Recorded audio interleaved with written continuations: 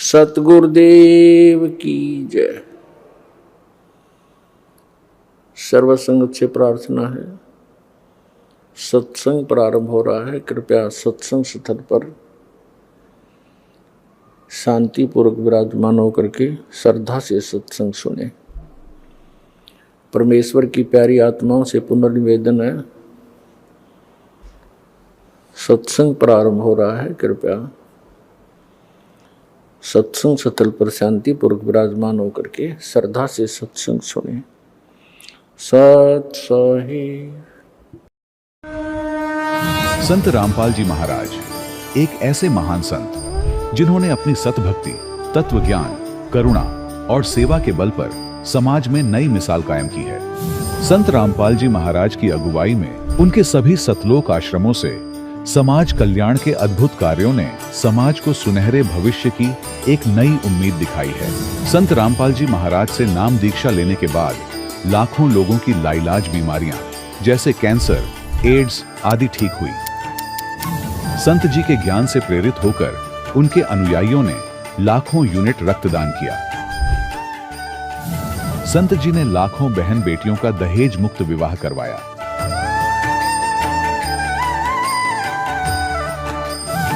संत जी ने लाखों लोगों का नशा छुड़वाया, करोड़ों उजड़े परिवार बसे।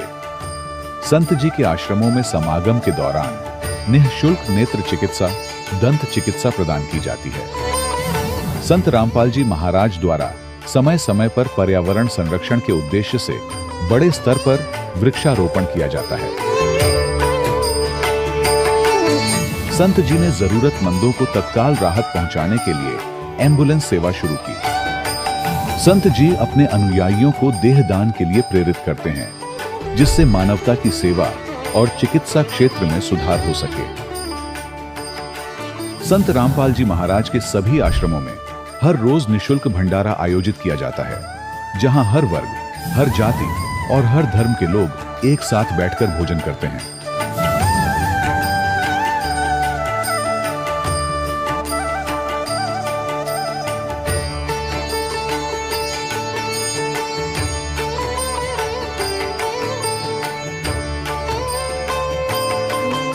संत रामपाल जी महाराज की अन्नपूर्णा मुहिम ने गरीब और बेसहारा लोगों के जीवन में एक नई ऊर्जा और उम्मीद को जन्म दिया है।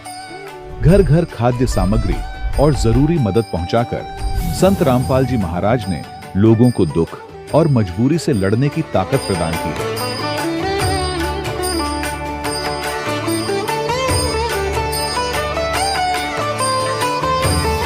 संत रामपाल जी महाराज द्वारा गरीब लोगों के लिए घर बनवाने का अद्भुत कार्य एक ऐसी मिसाल कायम कर रहा है जो सदियों सदियों संत जी की उदारता और दया भावना के तौर पर जाना जाएगा।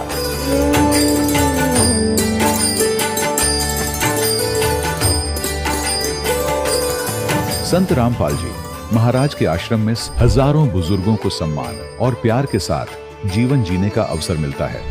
उनके खाने, रहने और स्वास्थ्य की पूरी जिम्मेदारी संत रामपाल जी महाराज उठाते हैं। अनाथ बच्चों के लिए संत रामपाल जी महाराज के सभी आश्रम किसी वरदान से कम नहीं। यहाँ उन्हें शिक्षा, संस्कार और भविष्य के लिए बेहतर अवसर प्रदान किए जाते हैं। चाहे बाढ़ हो, भूकंप या महामारी, संत रामपाल जी महाराज और उनके अनुयायी हमेशा ही जरूरतमंदों के लिए सबसे आगे खड़े रहते हैं। कोविड महामारी के दौरान संत रामपाल जी महाराज के आश्रमों से करोड़ों लोगों के लिए भोजन, दवाइयां और जीवन रक्षक सामग्रियां उपलब्ध कराई गई। चाहे गरीब की मदद हो या किसी शोषित और पीड़ित वर्ग के हक और सम्मान की लड़ाई, संत रामपाल जी महाराज ने हमेशा ही उनकी दबी आवाज को सरकारों तक पहुंचाया है और उन्हें उचित न्याय दिलवाने में अहम भूमिका अदा की है। समाज में आध्यात्मिक और सामाजिक मूल्यों के प्रति जागरूकता लाने में संत रामपाल जी महाराज हर कदम पर मानवता के सच्चे सेवक साबित हुए हैं। संत रामपाल जी महाराज का जीवन हमें सिखाता है कि सच्ची सेवा वही है जो निस्वार्थ भाव से की जाए। आइए हम भी इस महान सेवा के कार्य में इस महान संत से जुड़ें और संत रामपाल जी महाराज से नाम दीक्षा लेकर अपने जीवन को धन्य बनाएं।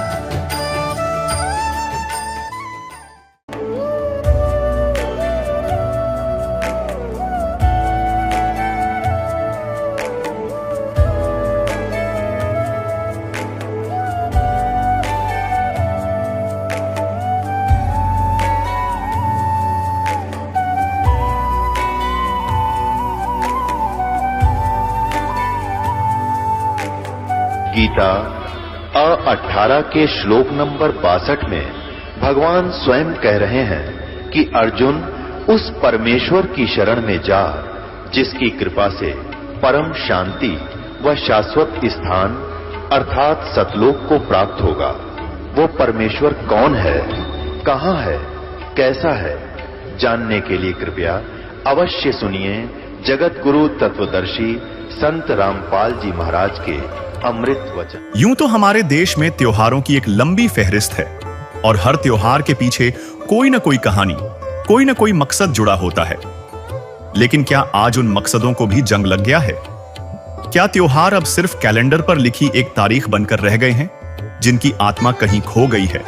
आज हम बात करेंगे भारत के सबसे बड़े त्योहार दिवाली की। वही दिवाली जो हर साल कार्तिक मास की अमावस्या को मनाया जाता है।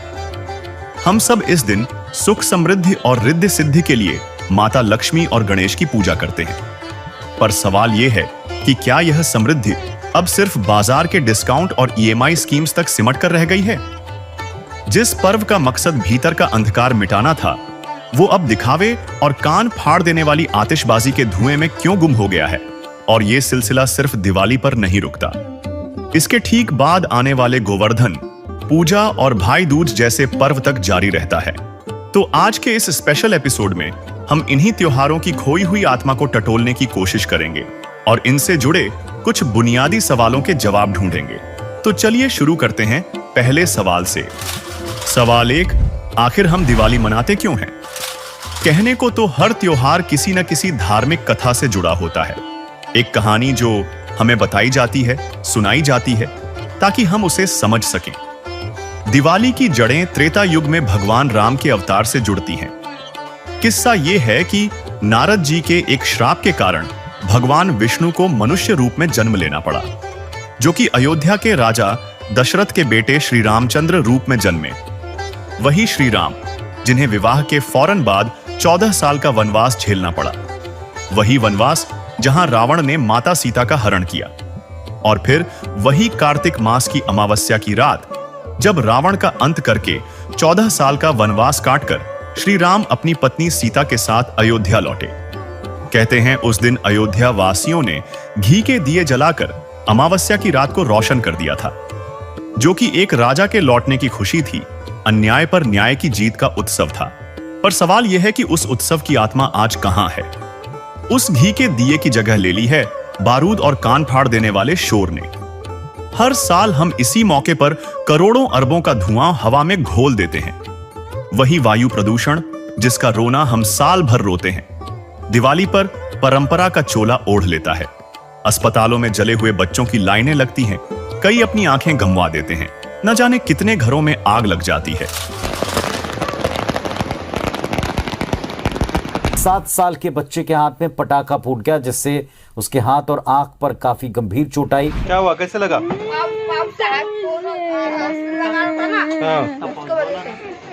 हाथ में पकड़ के लगा रहा था। हाथ में पकड़ के लगा रहा था।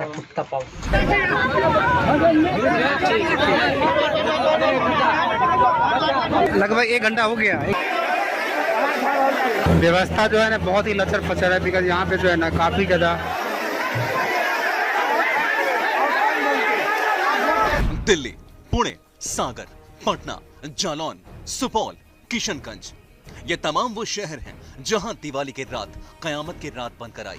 बांसवाड़ा के खांडू कॉलोनी क्षेत्र में दिवाली की तैयारियों के बीच एक हादसे में 9 वर्षीय बच्चा फटाका फोड़ते समय झुलस गया। पुडुचेरी में दिवाली के दिन एक दर्दनाक हादसे की तस्वीरें सामने आई हैं। स्कूटर पर पटाखे लेकर जा रहे एक पिता और उनके 7 साल के बेटे की मौत हो गई। स्कूटर पर ले जा रहे पटाखे में जबरदस्त धमाका हो गया, जिससे दोनों की मौके पर ही मौत हो गई। ये हादसा पुडुचेरी विल्लुपुरम सीमा पर कल दोपहर में हुआ और ये पूरी घटना वहां लगे एक सीसीटीवी कैमरे में कैद हो गई। इस घटना का वीडियो सोशल मीडिया पर वायरल हो रहा है। जशपुर से बड़ी खबर, 9 साल के बच्चे की मौत हो गई है। बताया जा रहा है कि पटाखा फोड़ते समय यह हादसा हुआ और 9 साल के बच्चे की दर्दनाक मौत हो गई। कांच के गिलास ढककर फोड़ रहा था पटाखा। कांच के टुकड़े बच्चे के सीने में घुसे और इलाज के दौरान बच्चे ने दम तोड़ दिया। दिल्ली के अलीपुर इलाके में एक पटाखा फटने से 28 अक्टूबर को 9 साल के बच्चे की मौत हो गई। खेल खेल में बच्चे ने पटाखे को जलाकर स्टील के ग्लास में रख दिया। पटाखा फटते ही ग्लास का एक हिस्सा बच्चे के शरीर में घुस गया, जिसकी वजह से उसकी मौत। दिवाली से 2 दिन पहले केरल में बड़ा हादसा हुआ है। जी हां, बड़ा हादसा हो गया केरल में। केरल के कासरगोड में धमाका हुआ। आतिशबाजी के दौरान यह हादसा हुआ। पटाखा गोदाम तक चिंगारी पहुंच गई। हादसे में 150 लोग घायल हुए हैं। 8 लोग गंभीर झुलसे हैं, जख्मी। ये देखिए तस्वीरें, भयंकर ब्लास्ट की तस्वीरें सामने आई हैं, जैसे कोई बम फटा। दिवाली से 2 दिन पहले केरल में बड़ा हादसा हो गया है। केरल के कासरगोड में यह धमाका हुआ। जबरदस्त ब्लास्ट हो जाता है। आतिशबाजी के दौरान पटाखा गोदाम तक चिंगारी पहुंच जाती है और पूरा इलाका दहल जाता है, थरथरा जाता है, कांप उठता है। पटाखा गोदाम तक चिंगारी पहुंची और भयंकर ब्लास्ट हुआ, जैसे कोई मिसाइल वहां पर गिरी हो, बम फटा हो। हादसे में 150 लोग घायल हो गए, जख्मी हो गए। 8 लोग गंभीर रूप से घायल बताए जा रहे हैं, जिनका इलाज चल रहा है, उपचार चल रहा है। सभी घायल।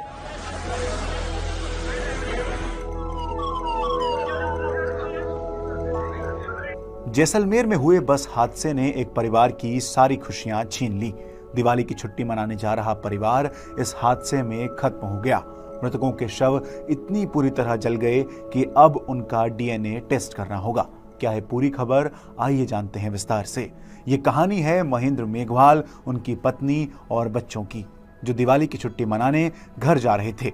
लेकिन उन्हें क्या पता था कि ये उनकी आखिरी यात्रा होगी।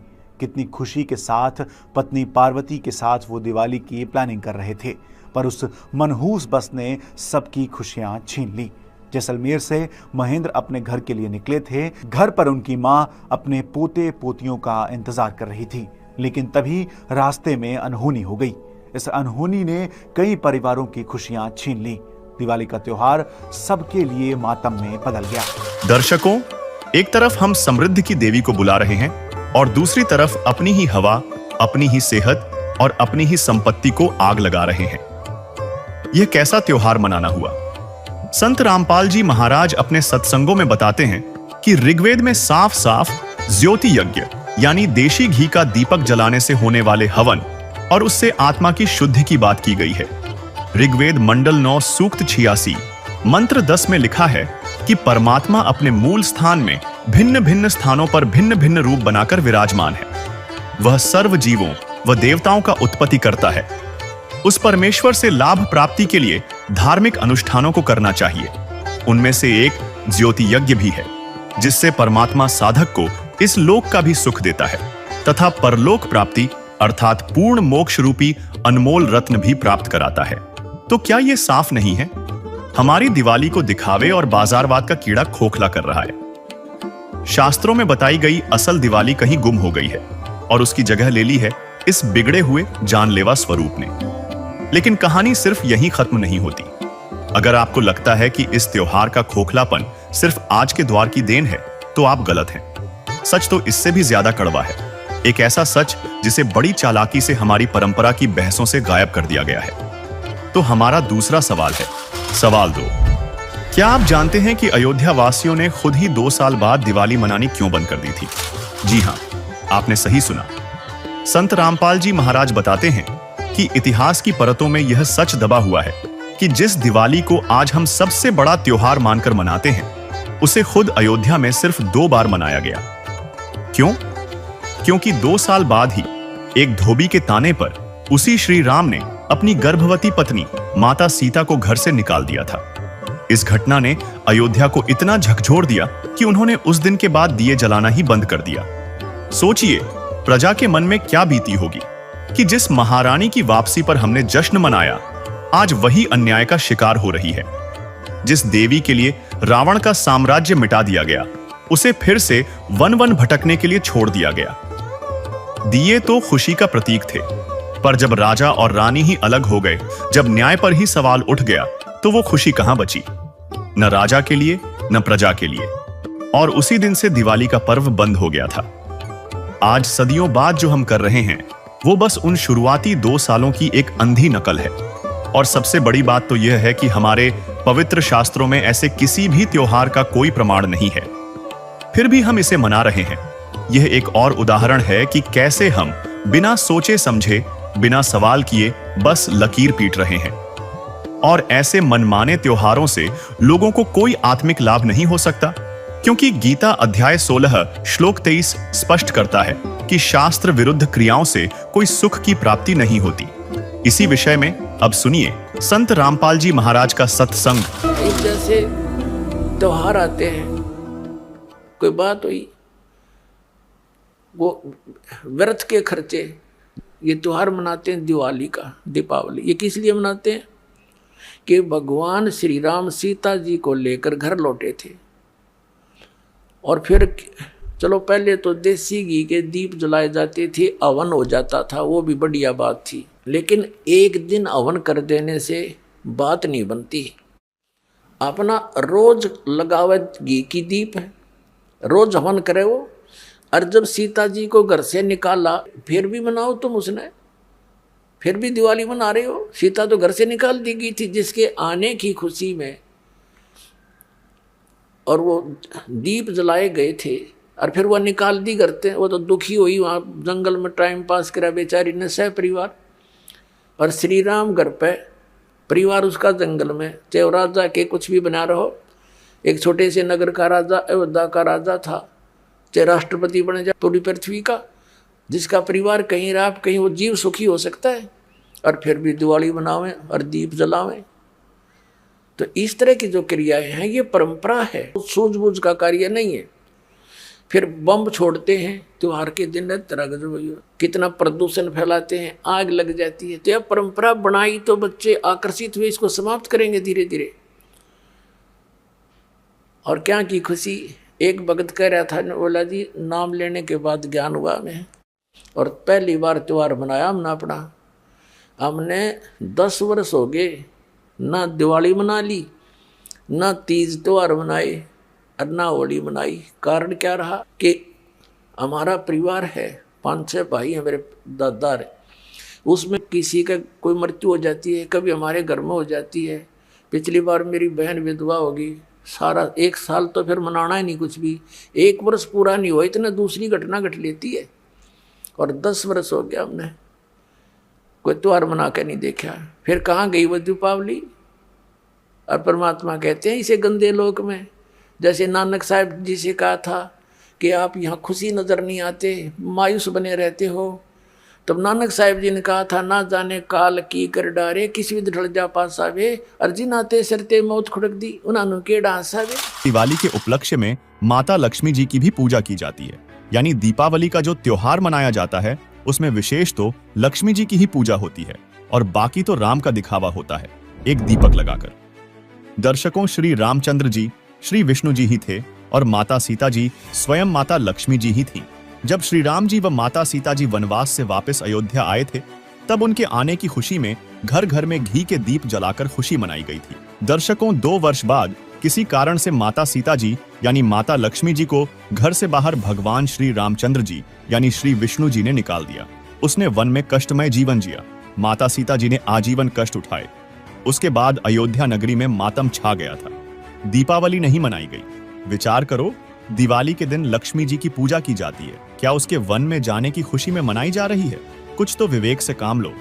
दूसरी बात, श्री रामचरितमानस यानी रामायण ग्रंथ की रचना श्री तुलसीदास जी ने श्री रामचंद्र जी के जन्म के लाखों वर्ष बाद अब कलयुग में विक्रमी संवत 1631 यानी सन 1574 ईस्वी में लिखा था। इसके बाद श्री राम जी की कथा फिर से प्रकाश में आई है। लगभग 100 वर्ष से यानी सन 1924 ईस्वी के बाद दीपावली का पर्व हिंदुओं के अंदर फिर से प्रचलन में आया। विचार करें, द्वापर युग में श्री कृष्ण जी हुए, कहीं प्रमाण दिखा दो कि श्री कृष्ण जी ने या द्वारिका वासियों ने या वृंदावन वासियों ने या मथुरा वासियों ने कभी दीपावली का त्योहार मनाया हो। दर्शकों, इसका कहीं प्रमाण नहीं है कि उन्होंने ऐसे किया हो। इससे स्पष्ट हो जाता है कि ये अब मनमुखी लोगों द्वारा मनमाना आचरण करके केवल प्रदूषण फैलाया जा रहा है। इसलिए ये दीपावली का त्योहार मनाना व्यर्थ है, इसमें कोरा प्रदूषण फैलाना ही है। श्री विष्णु जी यानी श्री राम जी तथा माता लक्ष्मी यानी माता सीता जी के कष्टमय जीवन को याद करते हुए इस काल के लोक से निकलकर सतलोक यानी गीता अध्याय 18 श्लोक 62 में बताए सनातन परम धाम को प्राप्त करने के लिए साधना करनी चाहिए। इस कथा यानी रामायण का यह निष्कर्ष निकलता है। हम संत रामपाल जी महाराज के शिष्य संत रामपाल जी महाराज द्वारा बताई गई वो सत साधना करते हैं, जिसमें श्री लक्ष्मी जी, श्री विष्णु जी और सभी इन 5 मुख्य देवताओं की साधना करते हैं। इन्हें डेली याद करते हैं, इनके दुख को हम शेयर करते हैं और भगवान से डरकर हम प्रतिदिन सुबह शाम देशी घी के दीप जलाते हैं ताकि प्रदूषण खत्म हो, क्योंकि हवन से प्रदूषण खत्म होता है। हम श्री लक्ष्मी जी, श्री विष्णु जी और सभी मुख्य देवताओं को सदा याद करते हैं। और ये लोग एक दिन ड्रामा करते हैं। इसके करने से न कोई धार्मिक लाभ और न ही कोई वातावरण में शुद्धता। हम जो साधना करते हैं उससे धार्मिक लाभ के साथ साथ भगवान की डेली याद बनी रहती है। ये कष्ट याद रहते हैं जो ऐसा कष्टमय जीवन जिया महापुरुषों ने, देवियों ने, देवताओं ने। उस डर से हम भक्ति करते हैं। हमें कभी भूल नहीं पड़ती तो हम निवेदन करते हैं कि पूरा हिंदू समाज ये नाटकबाजी छोड़कर संत रामपाल जी महाराज द्वारा बताई साधना करो और अपना जीवन सफल करो। सवाल नंबर 3। चलिए मान लिया कि पटाखे और दिखावा गलत है, पर दिवाली पर जो सुख समृद्धि के लिए माता लक्ष्मी और गणेश जी की पूजा होती है, क्या उससे भी कोई फायदा नहीं होता? आखिर यही तो इस त्योहार का सबसे बड़ा मकसद बताया जाता है। दर्शकों, यही तो सबसे बड़ा झोल है। हम सब जानते हैं कि माता लक्ष्मी भगवान विष्णु की पत्नी हैं और श्री गणेश भगवान शिव के पुत्र। अब जरा इनके अधिकार क्षेत्र को समझिए। हमारे ही पवित्र ग्रंथ इस पूरी मान्यता की पोल खोलते हैं। श्रीमद् देवी भागवत के 3 स्कंध में एक प्रसंग है जहां खुद भगवान विष्णु और भगवान शंकर अपनी माता आदिशक्ति दुर्गा की स्तुति कर रहे हैं। और जानते हैं वे क्या कह रहे हैं?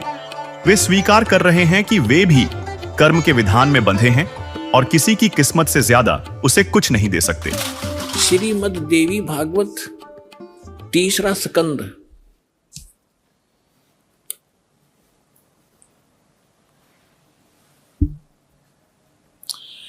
ये गीता प्रेस गोरखपुर से प्रकाशित है।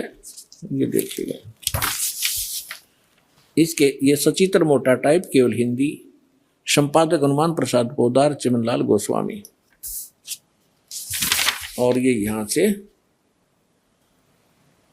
प्रकाशित है, मुद्रित और प्रकाशित। ये गीता प्रेस गोरखपुर से है। गीता भवन कार्यालय कोलकाता का संस्थान, गीता प्रेस गोरखपुर। इसके 123 पृष्ठ पर ले चलते हैं आपको। बिल्कुल 2 मिनट में सारी कहानी समझ में आ जाएगी। 123 पृष्ठ पे ये 3 स्कंद। भगवान विष्णु अपनी माता दुर्गा की महिमा स्तुति करते हुए, उनकी स्तुति करते हुए बोल रहे हैं, तुम शुद्ध स्वरूपा हो, यह सारा संसार तुम इसे उद्भासित हो रहा है। मैं ब्रह्मा और शंकर, हम सभी तुम्हारी कृपा से विद्यमान हैं। हमारा आविर्भाव माने जन्म, तिरोभाव माने मृत्यु। हमारा तो जन्म और मृत्यु हुआ करता है। केवल तुम ही नित्य हो, जगत जननी हो, प्रकृति और सनातनी देवी हो। ये प्रकृति शब्द याद रखना कि दुर्गा को प्रकृति भी कहते हैं। जिस समय दास आपको श्रीमद् भगवत गीता में यह सिद्ध करेगा कि ब्रह्मा विष्णु महेश की उत्पत्ति दुर्गा से हुई है और गीता में वर्णित है, उस समय प्रकृति शब्द आपका काम आओगा कि प्रकृति दुर्गा को कहते हैं। गीता के अंदर 2 प्रकृति बताई है। एक तो जड़, जैसे ये अग्नि वायु हवा आदि, और एक चेतन। चेतन ये दुर्गा प्रकृति है। तो इसलिए कहते हैं तुम आप ही प्रकृति हो। और फिर भगवान शंकर क्या कहते हैं देखिएगा।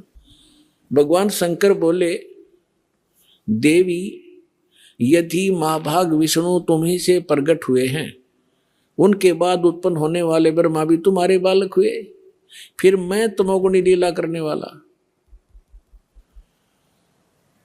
क्या मैं तमोगुणी लीला करने वाला शंकर क्या तुम्हारी संतान नहीं हुआ? अर्थात मुझे भी उत्पन्न करने वाली तुम ही हो शिवे। संपूर्ण संसार की सृष्टि करने में तुम बड़ी चतुर हो।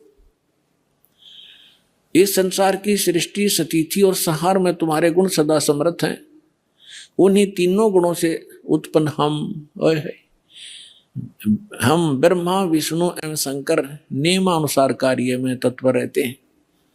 अपनात्माओं, इस पवित्र पुराण के चंद पंक्तियों ने 4-5 कंसेप्ट क्लियर कर दिए। नंबर 1, ब्रह्मा विष्णु महेश की जन्म मृत्यु होती है, ये अविनाशी नहीं है। दूसरा ये कर दिया कि दुर्गा प्रकृति को कहते हैं।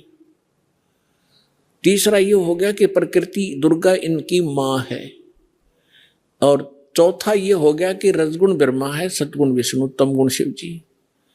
और 5वां ये हो गया कि ये भगवान केवल वर्क डन दे सकते हैं, जैसा जिसका कर्म है इसमें ये कोई परिवर्तन नहीं कर सकते, ये इससे सिद्ध हो। अब आप खुद सोचिए, ये तो वही बात हो गई कि मिनिस्ट्री में बैठे बड़े अफसर खुद कह रहे हैं कि उनके हाथ में कुछ नहीं है, सब ऊपर से तय होता है। तो जब खुद विष्णु जी और शिव जी हमारे कर्मों में फेरबदल नहीं कर सकते, तो उनकी पत्नी और उनके पुत्र हमारी किस्मत को कैसे बदल सकते हैं? इससे यह शीशे की तरह साफ हो जाता है कि इनकी पूजा से भी हमें उतना ही मिलता है जितना हमारे कर्मों में पहले से लिखा है। एक दाना कम नहीं, एक दाना ज्यादा नहीं। लेकिन हमारे ही सदग्रंथों में एक ऐसी परम शक्ति का भी वर्णन है, एक ऐसे सुप्रीम अथॉरिटी का जिक्र है जो कर्म के इस विधान को भी बदल सकता है, जो हमें किस्मत से भी ज्यादा दे सकता है। इसीलिए उसे बंदी छोड़ और पाप नाशक कहा गया है। वो कौन है? अब सुनिए संत रामपाल जी महाराज का अनमोल सत्संग।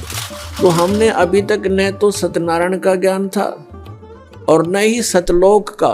गीता जी अध्याय नंबर 18 के श्लोक नंबर 62 में कहा कि अर्जुन तू सर्वभाव से उस परमेश्वर की शरण में जा, उसकी कृपा से ही तू परम शांति को और सनातन परम धाम को प्राप्त होगा। उसी परमेश्वर की कृपा से सनातन परम धाम और परम शांति। जब तक जन्म मृत्यु है जीव को शांति नहीं हो सकती, क्योंकि इस पृथ्वी पर आप किसी भी जीव को देख लो, किसी को भी चैन नहीं है। हम राजा लोगों को ये समझते थे ये बड़े सुखी हैं, इन जैसा दुखी धरती पर इंसान नहीं। ये सत्कर मान लें। अब इनके बस की बात नहीं, ये राज ना करें क्योंकि इनके भाग में लिख रखा है, इसकी इनकी किस्मत है, पिछले पुण्य है। उन पुण्यों के प्रतिफल में उनको ये समस्या मिली हुई है। देखो, एक छोटे से परिवार का एक मुखिया होता है जिसमें 5-7 सदस्य होते हैं। उनकी व्यवस्था में वो कितना दुखी रहता है। किसी कोई बीमार हो गया, किसी के कपड़े लेने हैं, किसी की फीस भरनी है, फिर विवाह के योग्य हो गए, विवाह ना हुआ तो चिंता होगी, तो फिर आगे मनमाने और समस्या, पुत्र ना हुए उनका तो समस्या। तो कहने का भाव ये है, वो एक ही छोटे से परिवार के पोषण में रात को भी सपने में भी दुखी रहता है। और राजा तो एक बहुत बड़े क्षेत्र का मुखिया बन जाता है, पिता बन जाता है। राजा प्रजा का पिता होता है और उसको कितनी चिंता रहती है, कहीं फ्लड आ गया है तो राजा को धक्कदेसी होगी, कि दुर्घटना होगी तो उसी को समस्या होती है। कहीं कुछ बनाना है, कहीं कोई अशांति फैल गई है, कोई MLA खिसकन की सोच रहा है तो नींद आवा नहीं। तो यहां कहते हैं परमात्मा के यहां शांति नहीं किसी प्राणी को। राजा लोग, निर्धन तो सोचता है धनवान सुखी, धनवान सोचते हैं कि राजा सुखी। राजा सोचता है कि भाई स्वर्ग में बताओ सुख तो वहां होगा। ये सत्कर मान लेना आप। इन राजा लोगों को सुख नाम की चीज नहीं है, सपने में भी नहीं सुख इनको। और फिर ये सोचते हैं स्वर्ग में सुख है। जिन बकवादों को हम सुख मानते हैं वो सुख नहीं है। परमात्मा कहते हैं झूठे सुख को सुख कहे, ये मान रहा मनमोद, ये सकल जबीना काल का कुछ मुख में कुछ कोट। बेटा जाया खुशी हुई बहुत बजाए थाल, ये तो आना जाना लगा हुआ है जो कीड़ी का नाड़।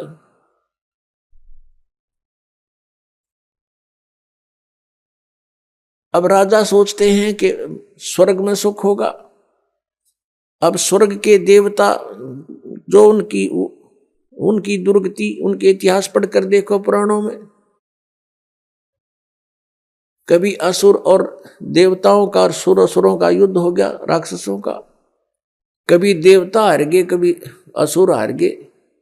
इंद्र जो स्वर्ग का राजा होता है, गद्दी छोड़ भाग गया, असुरों ने कब्जा कर लिया स्वर्ग पर, वो कहीं जंगल में भूखा प्यासा भटक रहा है।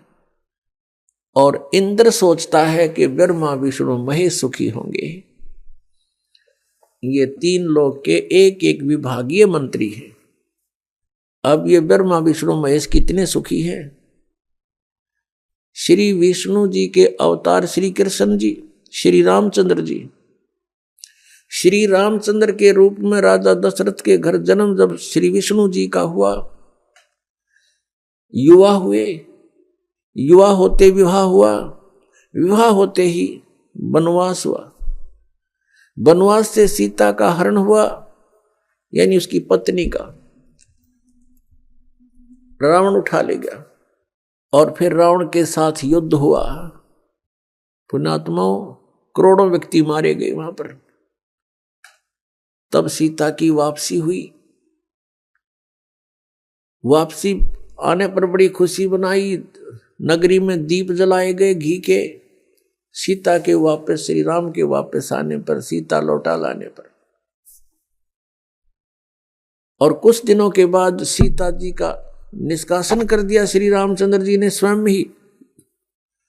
किस बात पर के एक धोबी ने व्यंग कस दिया, वो अपनी पत्नी को धमका रहा था रात्रि के समय। वो किसी उस आपस में कहा सुनी होने से उस धोबी की पत्नी घर से बाहर चली गई थी कहीं अपने रिश्तेदारी में।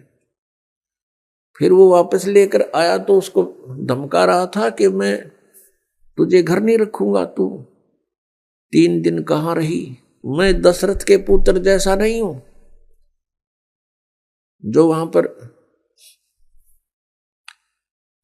12 वर्ष तक रावण के पास रही, उसको फिर घर ले आया।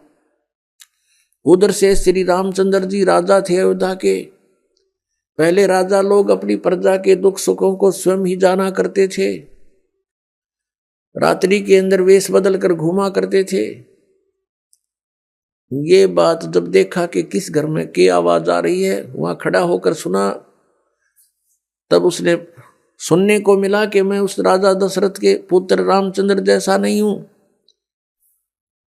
जो रावण के पास उसकी पत्नी रही और उसको घर में रखे हुए है, तो सुबह निकल जाना यहां से। इस बात को सुनकर ही श्री रामचंद्र जी ने सीता जी को निष्कासित कर दिया, निकाल दिया घर से, कि नगरी के लोग मेरे ऊपर व्यंग कस रहे हैं और मैं ये बात नहीं सुन सकता। पुण्यात्माओं, जब सीता जी को रामचंद्र जी लाने लगे, रावण का वध करके लंका का राज्य विभीषण को देकर, तब श्री रामचंद्र जी ने कहा था कि मैं तेरी परीक्षा लूंगा और यदि परीक्षा में सफल होगी तो मैं ले चलूंगा, नहीं तो नहीं ले चलूंगा। मैं तुझे अग्नि में जलाऊंगा, यदि तू अग्नि में जल गई तो समझूं तेरी कि तू कलंकित थी, तू रावण को समर्पित हो चुकी थी, और यदि अग्नि में तू नहीं जली तो मैं निष्कलंक जानूंगा, तब तुझे ले चलूंगा।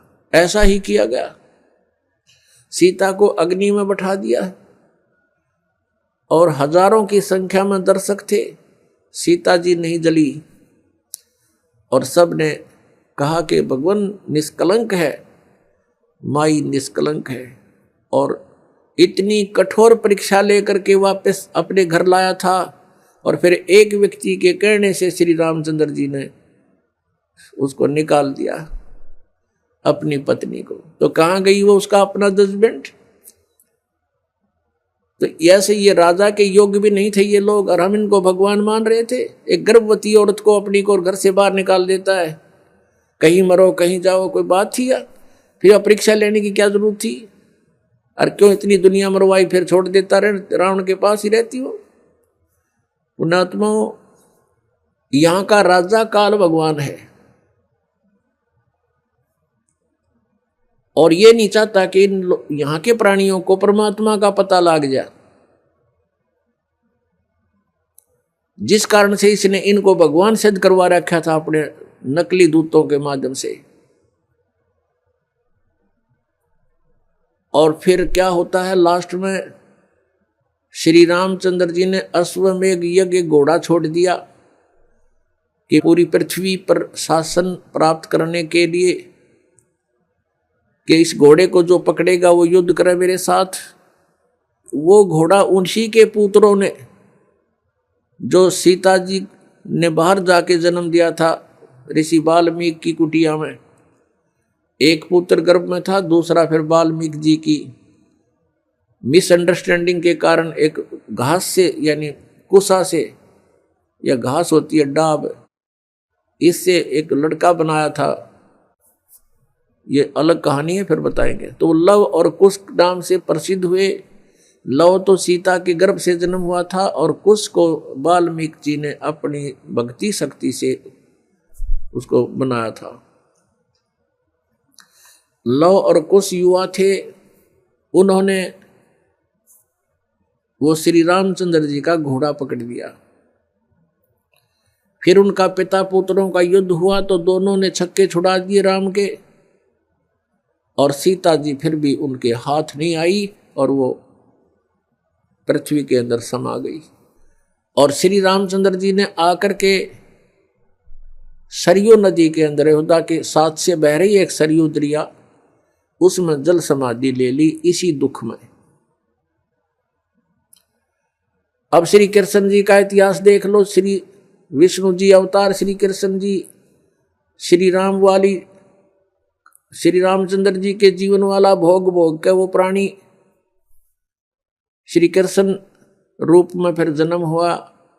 सारा जीवन दुखी रहा श्री कृष्ण, सारा जीवन जेल में जन्म हुआ, माता पिता कैद में, कभी मामा शत्रु हो गया, कभी पूतना मारने जा रही है, कभी केसी, कभी चाणोर शत्रु हो गया, कभी जरासिंह लड़ने को आ रहा है, कभी शिशुपाल से युद्ध हो रहा है, कवासुनी हो रही है, और कभी फिर काल्यवन आ रहा है।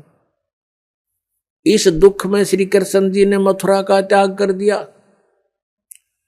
और ऐसे स्थान पर रहने लगे जहां कोई ना पहुंच सके।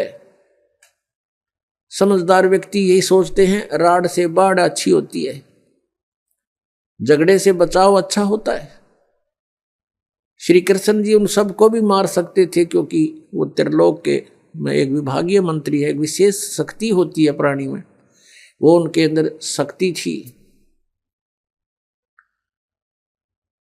लेकिन यही सोचा था कि किस किस ने मारूं, या तो सबकी बुद्धि भ्रष्ट। तो श्री कृष्ण जी ने द्वारका बनाई। समुद्र के बीच में एक टापू था जिसका केवल एक गेट था, द्वारिका, एक द्वार की नगरी। और ये सोच करके वहां यदि इतनी दूर, पहले तो कोई आवेगा नहीं, ऐसे स्थान पर जा रहे हम, और वहां कोई आवेगा युद्ध करने, तो हम एक ही तरफ से उसका सामना कर सकते हैं, इसलिए एक गेट था उसका, और बाकी 3 समुद्र था 3 तरफ। तो वहां श्री कृष्ण जी चले गए, अपना अधिकतर सारा ही जीवन वहां व्यतीत किया। यहाँ तो ज्यादा से ज्यादा 18 साल के 20 वर्ष के तक यहाँ रहे थे द्वारका में, और बाकी फिर लगभग 200 वर्ष तक जिए थे श्री कृष्ण जी, और बाकी का समय द्वारका में व्यतीत किया था उन्होंने। तो अब ये जो लोग अनजान संत ऋषि, ये गुरु नकली हमें भ्रमित करते हैं कि द्वारका का, उस गोवर्धन का की परिक्रमा करनी चाहिए और वृंदावन अवश्य जाना चाहिए, मथुरा में अवश्य जाना चाहिए, वहाँ हमारे भगवान ने लीला की है, उनके चरण कमल टिके हैं, वहाँ घूमा करते थे, स्नान किया करते थे। अरे श्री कृष्ण जी यहाँ 20 वर्ष रहे थे मथुरा में, बाकी 180 साल तो वहाँ रहे हैं द्वारका में, और वहाँ का नामो निशान मिट गया उस द्वारका को। इसलिए वहाँ खत्म की द्वारका, समुद्र में डूब गई श्री कृष्ण जी की मृत्यु के बाद, और यादों का विनाश हो गया था, आपस में लड़के मर गए थे, और जो बाकी शेष औरतें बची थी उनको अर्जुन ले आया था, सब खाली हो गई थी द्वारका।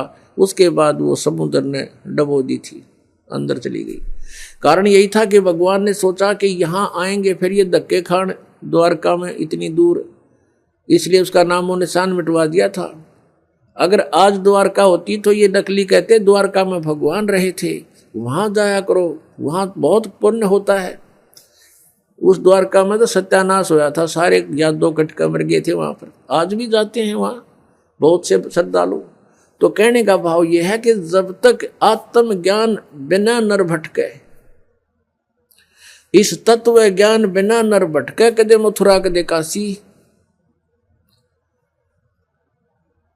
फिर श्री कृष्ण जी का फिर कैसे अंत हुआ? श्री कृष्ण जी के सामने पूरा यादव कुल आपस में लड़का मर गया, पोते पड़पोते रिश्तेदार सब आपस में कटका मर गए।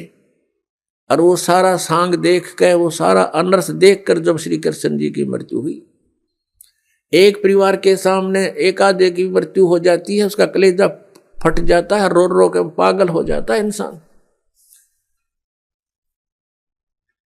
तो पुण्यात्माओं, आज तक हमें सत्यनारायण कथा नहीं मिली थी, और ये सत्य कथा है। सत्यनारायण का अर्थ है सच्चा भगवान, और सच्चे भगवान की सच्ची कहानी, सच्ची कथाएं। तो प्रसंग चल रहा है कि परमात्मा ने बताया कि तुम जब तक जन्म और मृत्यु के अंदर हो, सुख नहीं हो सकता, शांति नहीं हो सकती। अब इंद्र सोचता है ब्रह्मा विष्णु महेश सुखी होंगे। अब इन ब्रह्मा विष्णु महेश की आप देख रहे हो, श्री राम की, श्री विष्णु जी की, श्री कृष्ण जी की कैसे दुर्गति हुई। श्री कृष्ण यानी ब्रह्मा विष्णु महेश सोचते हैं कि परमात्मा कोई और है, हम सुखी नहीं हैं। अब प्रसंग चल रहा है कि सत्यनारायण कथा जो है, सत्यनारायण का अर्थ है अविनाशी परमात्मा। ब्रह्मा विष्णु महेश ये सत्यनारायण नहीं है। श्री विष्णु जी को हम सत्यनारायण जानकर किसकी कथा सुना और सुनाया करते थे, सुनते और सुनाते थे। आपको दिखाते हैं कि श्री ब्रह्मा जी, श्री विष्णु जी, श्री शिव जी ये सत्यनारायण नहीं थे, अविनाशी भगवान नहीं थे, ये नाशवान थे, इनकी जन्म मृत्यु होती थी। एक झलक दिखाएंगे आपको, समझदार को संकेत बहुत होता है। देखिएगा श्रीमद् देवी भागवत, श्रीमद् देवी भागवत गीता प्रेस गोरखपुर से प्रकाशित है। इसके संपादक हैं हनुमान प्रसाद पोदार, चिमन लाल गोस्वामी। ये कहाँ से मुद्रित है? प्रकाशक एवं मुद्रक हैं गीता प्रेस गोरखपुर, गोविंद भवन कार्यालय कोलकाता का संस्थान। इसका एक थोड़ी सी झलक दिखाते हैं। 123 पृष्ठ, तीसरा स्कंध, 123 पृष्ठ है, ये तीसरा स्कंध। भगवान विष्णु, श्री विष्णु जी अपनी माता दुर्गा की स्तुति करते हुए बता रहे हैं, तुम शुद्ध स्वरूपा हो, यह सारा संसार तुम इसे उद्भासित हो रहा है। मैं ब्रह्मा और शंकर, हम सभी तुम्हारी कृपा से विद्यमान हैं। हमारा आविर्भाव और तिरोभाव हुआ करता है। आविर्भाव माने जन्म और तिरोभाव माने मृत्यु। हमारा तो जन्म और मृत्यु हुआ करता है। केवल तुम ही नित्य हो, जगत जननी हो, प्रकृति और सनातनी देवी हो। ये प्रकृति दुर्गा को कहते हैं, ये भी ध्यान रखना, ये गीता जी में काम आओगा आपका। भगवान शंकर बोले, देवी यदि महाभाग विष्णु तुम्ही से प्रकट हुए हैं तो उनके बाद उत्पन्न होने वाले ब्रह्मा भी तुम्हारे बालक हुए। फिर मैं तमोगुणी लीला करने वाला शंकर क्या तुम्हारी संतान नहीं हुआ? अर्थात मुझे भी उत्पन्न करने वाली तुम ही हो। ये स्पष्ट हो गया। शंकर भगवान कहता है कि मैं जब ब्रह्मा भी आपसे उत्पन्न हुआ तो उसके बाद मेरी उत्पत्ति हुई, क्या मैं आपका बच्चा नहीं हुआ? मुझे भी उत्पन्न करने वाली तुम ही हो। शिवे, संपूर्ण संसार की सृष्टि करने में तुम बड़ी चतुर हो। ये शिवे उसी को बोलते हैं, दुर्गा को। इस संसार की सृष्टि, सतीथि और संहार में तुम्हारे गुण सदा समर्थ हैं। उन्हीं तीनों गुणों से उत्पन्न हम, यानी ब्रह्मा, विष्णु एवं शंकर, रजगुण ब्रह्मा, सतगुण विष्णु, तमगुण शिव जी, शंकर भगवान नियमानुसार कार्य में तत्पर रहते हैं। अब इस पवित्र पुराण ने, इस श्रीमद् देवी भागवत पवित्र पुराण ने 4 कंसेप्ट क्लियर कर दिए। एक तो ये कि ब्रह्मा विष्णु महेश नासवान है, इनकी जन्म मृत्यु होती है, ये सत्यनारायण नहीं है। और दूसरा ये हो गया कि दुर्गा इनकी माता है तीनों की। तीसरा ये हो गया कि रजगुण ब्रह्मा, सतगुण विष्णु, तमगुण शिव जी। और चौथा कंसेप्ट ये क्लियर हो गया कि ये केवल नियमित कार्य ही कर सकते हैं, यानी जिसके भाग्य में जो कुछ लिखा है उतना ही दे सकते हैं। दुख है तो दुख ही देंगे, ये उसमें परिवर्तन नहीं कर पाओगे। और सुख है आपके भाग्य में तो उसको भी यदि आप इनकी भक्ति करते हो तो निर्बाध दिला देंगे। लेकिन ये कर्म, आपके कर्म में दुख है तो उसको परिवर्तन नहीं कर सकते। ये किसी भी प्रकार के पाप कर्म दंड का नाश नहीं कर सकते, ना संचित कर्म को नाश कर सकते और न ही ये प्रारब्ध के कर्म का नाश कर सकते। और संचित जो हम कर रहे हैं, जो क्रियावान है, ये भी उसको नहीं बदल सकते। जैसे महाभारत का युद्ध हुआ, श्री कृष्ण जी ने बहुत कोशिश की, यानी विष्णु जी ने, कि ये युद्ध ना हो। उनकी 100 प्रयत्न करने पर भी युद्ध होकर ही रहा। तो जो क्रियावान कर्म थे वह भी ना बचे, उनको भी नहीं चेंज कर सके। कितना अनर्थ हुआ, करोड़ों व्यक्ति मारे गए। वो सारा पाप पांडवों के सिर पर रखा गया। और प्रारब्ध के कर्म को ये अपना भी नहीं काट सकते। प्रारब्ध तो दूसरों का नहीं कैसे काटेंगे। जैसे श्री राम रूप में श्री रामचंद्र जी ने सुग्रीव के भाई बाली को मारा था, धोखा देकर वृक्ष की ओट लेकर तीर मारा था। उसका भी बदला देना पड़ा, वो भी कर्म दंड भोगना पड़ा। उसके प्रारब्ध में लिखा गया वो कर्म श्री कृष्ण रूप में। जो बाली वाली आत्मा थी वो तो एक शिकारी बना, और श्री राम वाली आत्मा श्री कृष्ण बने। और श्री कृष्ण जी का वध विषाक्त तीर, यानी जहर से बुझे हुए तीर मार कर उस एक शिकारी ने उनका वध किया। तो उनका अपना भी कर्म भोगना पड़ा उन भगवानों को, जिनकी हम गुण गाया करते थे, जिनको सर्वशक्तिमान बताया करते थे। तो वो भी सर्वशक्तिमान नहीं पाए, ये अविनाशी भी नहीं पाए, क्योंकि इनकी जन्म मृत्यु होती है। इनके पिता कौन है? इनके पिता काल रूपी ब्रह्म है। पुण्यात्माओं, सत्संग के अंदर परमात्मा की याद दिलाई जाती है, आत्मा और परमात्मा की सतीथि बताई जाती है। कौन से कर्म अच्छे हैं, कौन से बुरे हैं, ये याद दिलाई जाती है। और आपको जो मिशन से जुड़ता है, जो भगवान चाहता है, उसको स्ट्रिक्टली कहा जाता है कि ये पाप नहीं करोगे, ऐसा नहीं करोगे तो तुम सफल होगे। सच्चाई है ये।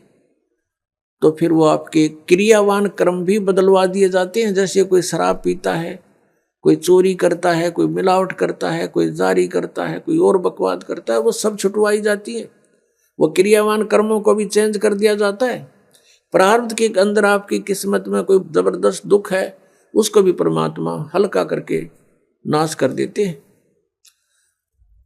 परमेश्वर शरण में आने से आई टले बला, और जय मस्तिष्क में जय भाग्य में सूली होवा काटे में टल जा।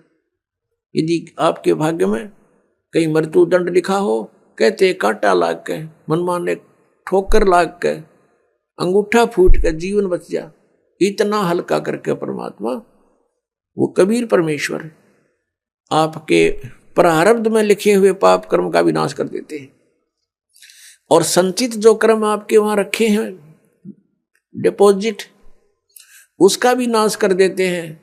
तो चलिए अब हम अपने पवित्र वेदों में ही देखते हैं कि परमात्मा पाप नाश कर सकता है या नहीं। देखिए यजुर्वेद अध्याय 8 मंत्र 13। दर्शकों, यजुर्वेद अध्याय 8 मंत्र 13 में 6 बार लिखा है कि परमात्मा साधक के घोर पाप का भी नाश कर सकता है। स्वयं पढ़िए यजुर्वेद अध्याय 8 मंत्र 13, जिसमें लिखा है कि वेदों को बोलने वाला ब्रह्म कह रहा है कि हे पूर्ण ब्रह्म, आप सत भक्ति करने वाले भद्र पुरुष संत ऋषि द्वारा किए हुए पाप के क्षमा अर्थात विनाश करने वाले हो, साधारण व्यक्ति के किए हुए पाप के विनाश करने वाले हो। सत भक्ति चाहे पिता करे, उस पिता के किए हुए पाप के विनाश करने वाले हो। शास्त्र अनुकूल साधना चाहे कोई स्वयं करे, उसके अपने किए हुए पाप के विनाश करने वाले हो। और तो और आप पाप के पाप अर्थात घोर पाप के विनाश अर्थात क्षमा करने वाले हो। जो सतभक्ति करने वाला पाप चाहे शिक्षित अर्थात पंडित या अशिक्षित करे, उसके तथा सर्व सतभक्ति स्तुति करने वालों के पाप के विनाश करने वाले हो। जिससे स्पष्ट होता है कि संत रामपाल जी महाराज जी की यह बात सत्य है कि परमात्मा घोर पाप का भी नाश कर देता है। चलिए अब देखते हैं यजुर्वेद अध्याय 5 मंत्र 32 को और जानते हैं कि वह परमात्मा कौन है जो पापों का नाश कर अपने भक्त का जीवन सुखी कर देता है। देखिए दर्शकों, यजुर्वेद अध्याय 5 मंत्र 32 में लिखा है कि जो पूर्ण शांतिदायक है वह पाप का शत्रु अर्थात पाप विनाशक कबीर है। 2 स्थानों पर वास करता हुआ दुखदायी काल लोक में रहने वालों के कर्म बंधन का शत्रु अर्थात बंदी छोड़ रक्षा के लिए तुरंत आने वाला है। पवित्र करने वाला वायु के तुल्य है। सभा में अर्थात ओंकार ब्रह्म के 21 ब्रह्मंडों यानी ब्रह्म, ब्रह्मा, विष्णु, शिव तथा देवी देवताओं आदि की सभा है में जैसे चूहों की सभा में बिलाव की तरह शक्तिशाली राजाधिराज अर्थात कुल मालिक है। सर्व ऊर्जा स्रोत परमेश्वर वायु अर्थात प्रत्येक जीव का प्राणाधार है। आकाश के गुण शब्द रूप में अविनाशी है। जगत को त्यागने वाला अंतर्यामी जाना माना अर्थात सर्वविदित है। हवन में आहुति दिए घी का जैसे प्रारूप बदल जाता है अर्थात अधिक लाभदायक हो जाता है, ऐसे भक्ति से भक्त के गुण बदलने वाला स्वयं प्रकाशित सतलोक में रहने वाला है। भावार्थ है कि जो पूर्ण शांतिदायक है वह पाप नाशक परमेश्वर कबीरदेव यानी कबीर साहिब है। वह कर्मों के बंधन में बंधे हुओं के बंधन काटने वाला अर्थात बंदी छोड़ है, जो स्वयं प्रकाशित सतलोक में रहता है।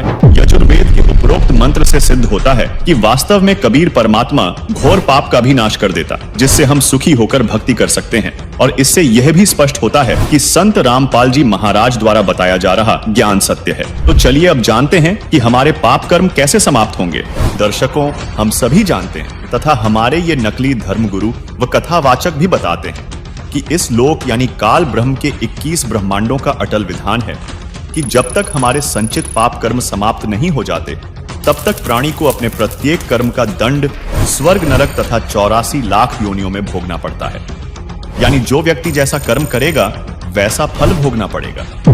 जबकि पवित्र यजुर्वेद अध्याय 8 मंत्र 13 में आपने पढ़ा कि परमात्मा घोर पाप का भी नाश कर सकता है। एक बार पुनः पढ़िए यजुर्वेद अध्याय 8 मंत्र 13 को, जिसमें लिखा है कि वेदों को बोलने वाला ब्रह्म कह रहा है कि हे पूर्ण ब्रह्म, आप सद्भक्ति करने वाले भद्र पुरुष संत ऋषि द्वारा किए हुए पाप के क्षमा अर्थात विनाश करने वाले हो। साधारण व्यक्ति के किए हुए पाप के विनाश करने वाले हो। सतभक्ति चाहे पिता करे, उस पिता के किए हुए पाप के विनाश करने वाले हो।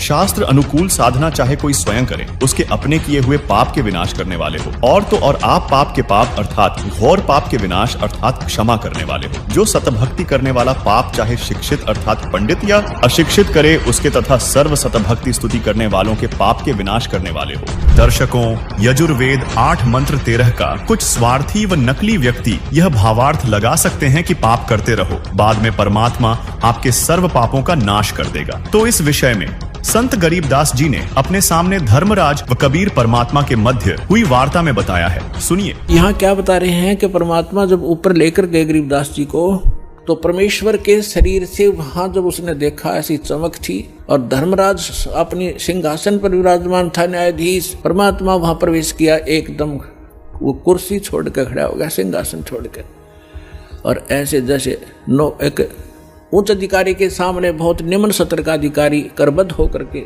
सावधान हो जाता है और वो डांट लगाता है, उच्च अधिकारी छोटे अधिकारी को अपना आदेश देता है अपनी लैंग्वेज में, और वो सब स्वीकार्य करता है, जो एक शिष्टाचार होता है।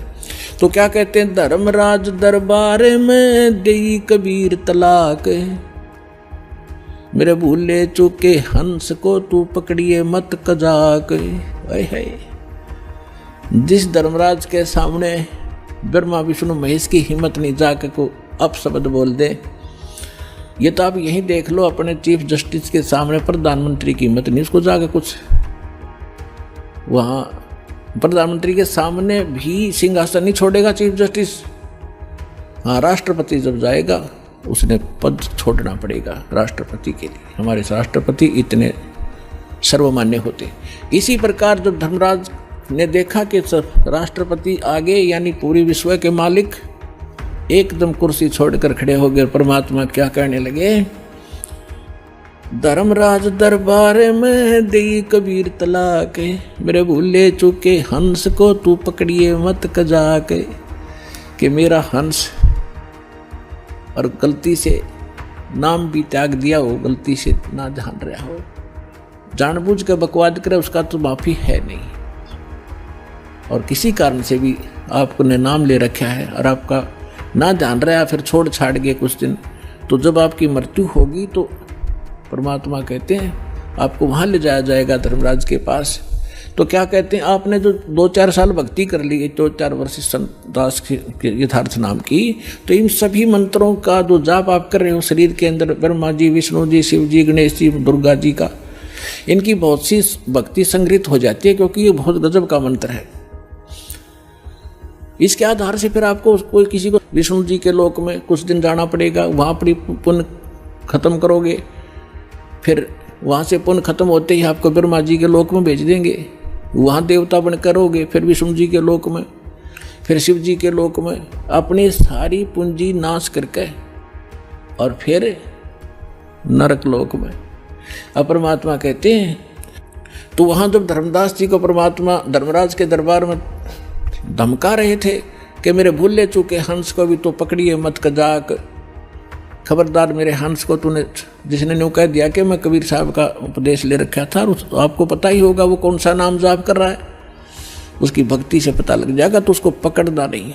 फिर क्या कहता धर्मराज, क्या कहते हैं, बोले पुरुष कबीर से धर्मराय कर जोड़े, तुमरे हंस को पकड़ूं नहीं मन 2 ही लाख करोड़े। ने बोला जी आपके हंस न मैं नहीं पकड़ सकता, मैंने दोहाई है, लाख करोड़ दुआई। फिर क्या बताता, अपनी व्यवस्था, अपनी मजबूरी बता रहा है कि यहाँ का विधान है, जैसा कर्म जिसने किया है वो भोगना पड़ेगा। अब मेरे वो कागजों में होगा, तो यहाँ तो परमात्मा इस लिखत का हिसाब चलता है, जैसने जैसा कर्म किया वो भोगना पड़ेगा।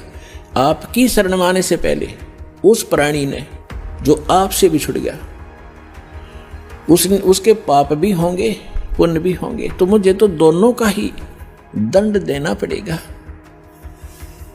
तो परमात्मा क्या कहते हैं, धर्मधारी जारी नरा और भांग तमाकू खाई, यानी पहले कितनी गलती कर रखी है इसने, मद आहारी शराब पीने वाले, यानी और भी बहुत सी गलतियां जो कर दी हों, तमाकू भांग खाते हों, और पर्दा राग पर घर तकें, दूसरे की पत्नी में पूरी नीयत रखते हैं, दूसरे के घर को तकते हैं, यानी चोरी दाव लगाते हैं, उनको पकड़ूं के नहीं।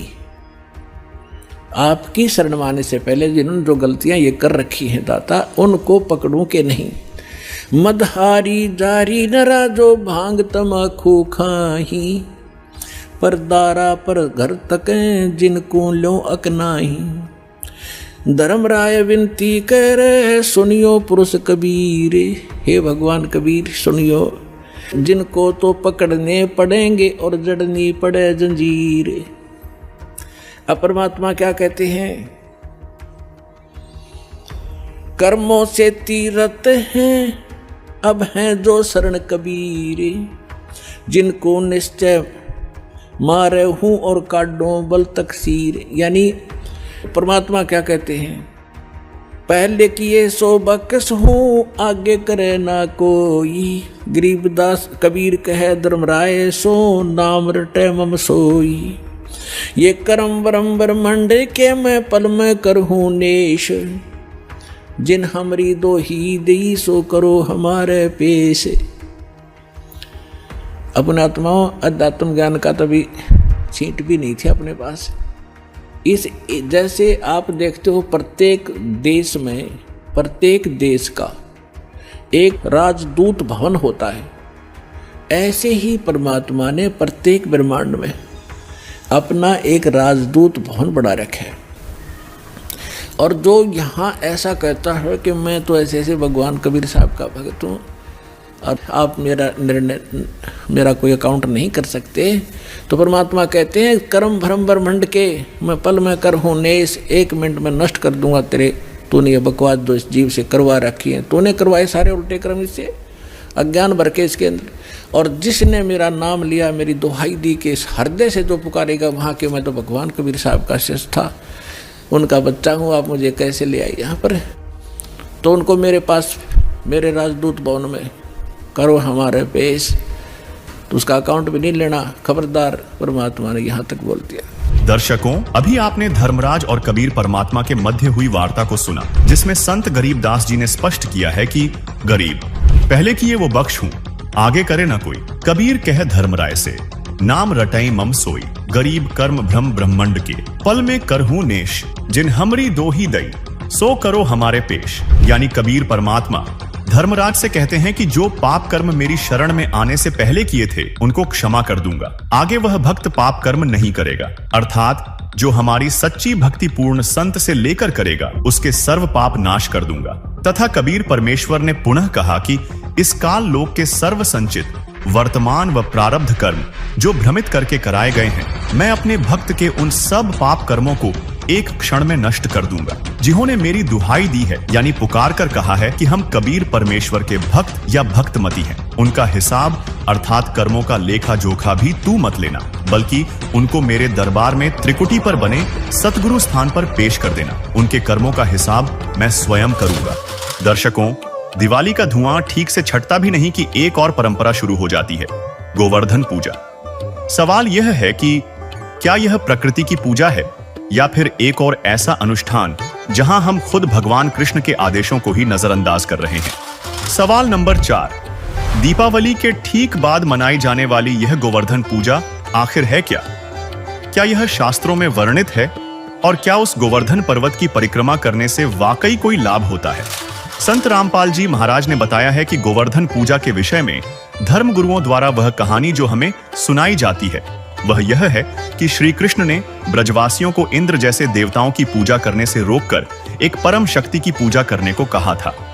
जब बौखलाए इंद्र ने बारिश से सब कुछ डुबोना चाहा, तो कृष्ण ने अपनी उंगली पर गोवर्धन पर्वत उठाकर सबकी रक्षा की। संदेश साफ था, बिचौलियों और छोटे मोटे देवताओं को पूजना बंद करो। पर आज हम क्या कर रहे हैं? हम उसी गोवर्धन पर्वत की परिक्रमा करके श्री कृष्ण को सम्मान देने का नाटक तो करते हैं, लेकिन साथ ही साथ उन्हीं देवी देवताओं की पूजा भी करते रहते हैं जिन्हें पूजने से कृष्ण जी ने मना किया था। यह तो श्री कृष्ण के आदेश की सीधी सीधी अवहेलना है। आप गोवर्धन की परिक्रमा करके असल में भगवान कृष्ण का अपमान कर रहे हैं और इस क्रिया के साइड इफेक्ट्स और भी खतरनाक हैं। यह शास्त्रोक्त साधना तो है नहीं, इसलिए इससे लाभ तो शून्य है, पर नुकसान की गारंटी पूरी है। जब श्रद्धालु परिक्रमा करते हैं तो उनके पैरों के नीचे लाखों करोड़ों कीड़े मकोड़े और जीव जंतु कुचलकर मर जाते हैं। आप गए थे पुण्य कमाने, लेकिन आपके खाते में जुड़ता है सिर्फ पाप। सूक्ष्म वेद में कहा भी गया है, पृथ्वी ऊपर पग जो धारे, कोटि जीव एक दिन में मारे। यानी हर कदम पर लाखों हत्याओं का पाप आपके सिर। यह कैसा धर्म है जो हमें पुण्य के नाम पर पाप के गड्ढे में धकेल रहा है?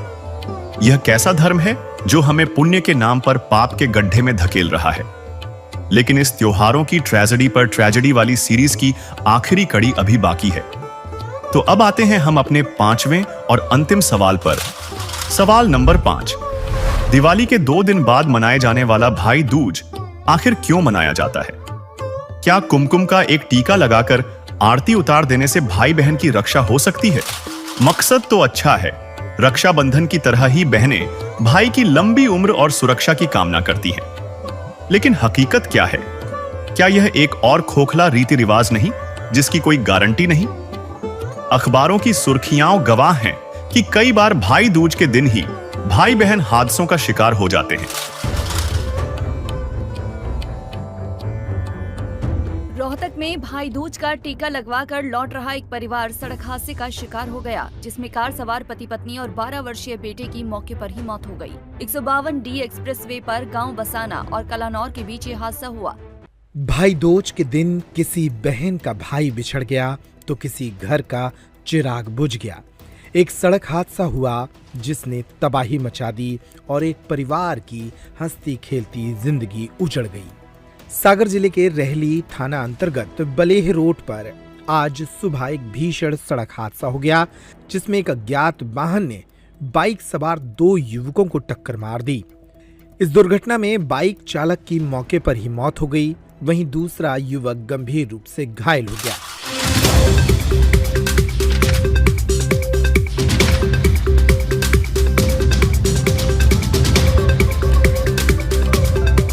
तो यह कैसा सेफ्टी मेजर है जो काम ही नहीं करता? और इसका जवाब भी वहीं मिलता है जहां बाकी सवालों के जवाब मिले थे, हमारे ही धर्म ग्रंथों के उस हिस्से में जिसे जानबूझकर नजरअंदाज किया जाता है।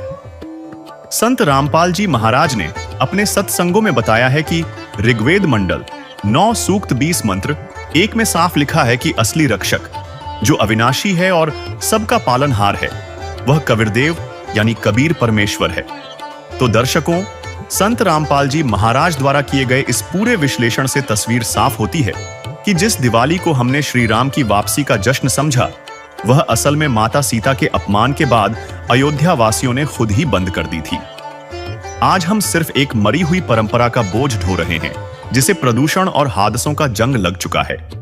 जिस गोवर्धन पूजा को हमने कृष्ण भक्ति समझा, वह असल में कृष्ण जी के ही आदेशों का खुला अपमान है, जहां हम पुण्य कमाने के चक्कर में लाखों जीवों की हत्या का पाप अपने सिर ले रहे हैं। और जिस भाई दूज को हमने रक्षा का कवच समझा, वह एक ऐसी परंपरा है जिसकी अपनी कोई गारंटी नहीं। यह सब शास्त्र विरुद्ध एक मनमाना आचरण है। इन त्योहारों को मनाने से न तो वह सुख समृद्धि मिल सकती है जिसका हमें लालच दिया जाता है, और न ही हमारी रक्षा हो सकती है। असली रक्षक, असली पाप नाशक और कर्म के बंधनों से छुड़ाने वाला बंदी छोड़ कोई और है। वह है कबीर परमेश्वर, जो हमें सिर्फ सुख समृद्धि नहीं बल्कि पूर्ण मोक्ष भी प्रदान कर सकता है। और अगर आपको इन त्योहारों के जाल से निकलकर उस असली शक्ति की यथार्थ भक्ति जाननी है, तो उसकी जानकारी के लिए आप संत रामपाल जी महाराज YouTube चैनल पर संत रामपाल जी महाराज के सत्संग देख सकते हैं। अब आपको कुछ भक्तों के अनुभव दिखाते हैं। परमात्मा कबीर परमेश्वर की शरण माने के बाद उनको कैसे सुख मिले, पहले वो कितने कष्ट से जीवन जी रहे थे, और परमात्मा ने आज उनको हाथों पर रख लिया। समर्थ का शरणा गहो रंगहोरी हो, और कभू ना हो काज राम रंगहोरी। दर्शकों, टेंशन और डिप्रेशन ऐसी समस्याएं हैं जो आजकल हर वर्ग के लोगों को अपना शिकार बनाती जा रही हैं। इनसे छुटकारा पाने और शांति का अनुभव प्राप्त करने के लिए लोग विभिन्न तरीके अपनाते हैं, लेकिन वास्तविक सुख शांति से अभी भी कोसों दूर है। आज हम आपको एक ऐसी ही शख्सियत की आपबीती से रूबरू करवाने जा रहे हैं जो इन सभी परेशानियों से बाहर उभर कर आ चुकी हैं। ये है अलीगढ़, उत्तर प्रदेश की खुशबू जी, जो डिप्रेशन के जाल में बुरी तरह फंसी हुई थी। हालात इतने खराब हो चुके थे कि इन्हें खुद की भी सुध नहीं रहती थी, और इनके परिवार पर भी दुखों का पहाड़ टूटा हुआ था। लेकिन फिर अचानक 2013 में खुशबू जी को एक ऐसा शांतिदायक मार्ग मिला, जिसे अपनाने के बाद इन्होंने डिप्रेशन जैसी समस्या से पूरी तरह छुटकारा पा लिया है। आपको बता दें, खुशबू जी को यह शांतिपूर्ण परमेश्वर कबीर साहिब जी की शरण में मिली। जिसे वर्तमान समय में संत रामपाल जी महाराज जी बता रहे हैं। उनसे नाम उपदेश लेने के बाद खुशबू जी के साथ और भी अनेकों चमत्कार हुए हैं, जिससे आज वह एक शांतिपूर्ण जीवन व्यतीत कर रही है। आइए अब सुनते हैं खुशबू जी की यह प्रेरक कहानी, उनकी अपनी जुबानी। नमस्कार जी। सत साहिब। क्या नाम है जी आपका? खुशबू सिंह। खुशबू जी आप कहाँ से हैं? यूपी अलीगढ़ उत्तर प्रदेश से जी। संत रामपाल जी महाराज से नाम दीक्षा आपने कब ली? 2013 में। संत रामपाल जी महाराज से नाम दीक्षा लेने से पहले क्या आप कोई भक्ति साधना भी करती थी? हाँ जी, हमने गुरमित राम रहीम से नाम ले रखा था और उन्हीं की भक्ति करते थे, और बाकी जितने सब भी देवी देवता हैं उनकी भी भक्ति हम करते थे। लेकिन वहाँ जाने के बाद हमें कोई लाभ नहीं था। वहाँ पे भक्ति करते करते भी मतलब मैं डिप्रेशन में चली गई। हमारी गृह कलेश भी होती थी। मेरे पापा जो हैं वो नशा करते थे और घर में काफ़ी ही दिक्कतें हुई थी। तो फिर आप संत रामपाल जी महाराज की शरण में कैसे आईं? संत रामपाल जी महाराज की शरण में हम लोग ऐसे आए कि जब हमारे घर में मेरे बड़े भाई की शादी हुई थी तो हमारे घर में झगड़ा होने लगा था। हाँ, तो बहुत सारे झगड़े होते थे। जो मेरी भैया की जो वाइफ थी वो मतलब टोने टोटके वाली थी, आए दिन मतलब कुछ ना कुछ मिलाती रहती थी, और मतलब भाई और भाभी में दोनों में झगड़ा होता था काफ़ी। तो मैं डिप्रेशन में चली गई और मुझे ये डर था कि मेरे भाई को अब ये मार देगी, और मतलब कुछ आए दिन कुछ ना कुछ खिलाती हैं, कि मैं अपने सिर को ना ऐसे मारती थी दीवारों में, बेडों में, इतने खतरनाक तरीके से कि शायद अगर मैं नॉर्मल अभी मारूं तो मेरा सर फट जाएगा। और मतलब बहुत ही ज़्यादा इतनी परेशान हो गई थी मैं कि बस मुझे कोई भी जगह मिलती थी ना तो बस मैं अपना सर मारा करती थी और बिल्कुल बेहोश हो जाती थी। कोई नहीं, फिर उसके बाद हमने मतलब एक आध दो तांत्रिकों पे दिखाया, किसी ने बताया कि आप वहाँ पे दिखा लो, तो सब ने बोला कि इस पे किया हुआ है और मतलब तुम्हारे घर में बहुत जादू मंत्र चला हुआ है। तो कोई नहीं, मम्मी ने हर जगह दिखाया, हमें कोई भी लाभ नहीं हुआ था। उसके बाद फिर हम लोग आगरा गए। मुझे आगरा केसी गुरनानी डॉक्टर हैं, वहाँ पे दिखाया, वहाँ मेरा टेस्ट कराया। तो उसने बोला कि इसके दिमाग में टेंशन है और कुछ भी नहीं है। तो उसने बोला कि ये दवा है ऐसे ऐसे, और इसको खा के अगर आराम मिल जाएगा तो इसे आराम मिल जाएगा, नहीं तो फिर उसके बाद तुम दोबारा इसको लेके आओ। तो मुझे वहाँ पे ले गए डॉक्टर पे। डॉक्टर के लाने के बाद उसी रास्ते से फिर हम मतलब जो मेहंदीपुर बालाजी हैं वहाँ पे मतलब मेरी मम्मी, मेरे भाई और मेरे भाई के कुछ दोस्त थे, वो वहाँ पे हम लोग गए बालाजी। वहाँ पे मतलब जो भी पूजा होती है वो सब वहाँ पे किया। मुझे वहाँ पे भी कोई लाभ नहीं था। मैं वहाँ पे भी ऐसे ही सर पटक रही थी, भाग रही थी, सबको मारती थी। जो भी रास्ते में मुझे मिलता था मैं उसको पीटती थी बुरी तरीके से। तो इस तरीके से मुझे मेरे घर वाले मतलब कभी कपड़े से बांधकर या फिर दोनों हाथ पकड़ के मुझे हर जगह ऐसे ले जाया करते थे। कोई नहीं, फिर वहाँ से आ गए। तो मेरी दीदी के ससुर संत रामपाल जी महाराज का सत्संग देखा करते थे। तो उन्होंने बोला कि अगर आप लोगों की मर्जी हो तो एक बार संत रामपाल जी महाराज ऐसे ऐसे हैं, और वो मतलब कितनी भी मतलब भयंकर से भयंकर बीमारी हो या कुछ भी गृह कलेश हो, कुछ भी हो, कितना भी कुछ भी कराया हो, वहाँ पे सब लोग ठीक हो जाते हैं। तो मेरी मम्मी ने बोला कि ठीक है, हमने हर जगह दिखा लिया, हमने हर तांत्रिक पे दिखा लिया, डॉक्टर पे दिखा लिया, सब ने बस ये दवा दे देते हैं, लेकिन कोई हमें लाभ नहीं था। मुझे बस यही प्रॉब्लम थी कि मुझे एकदम मतलब बेहोशी आती थी और मैं अपना सिर पकड़ के मतलब दीवारों में, बेडों में, जो भी जगह मुझे मिलती थी मैं हर जगह मारती थी अपने सिर को।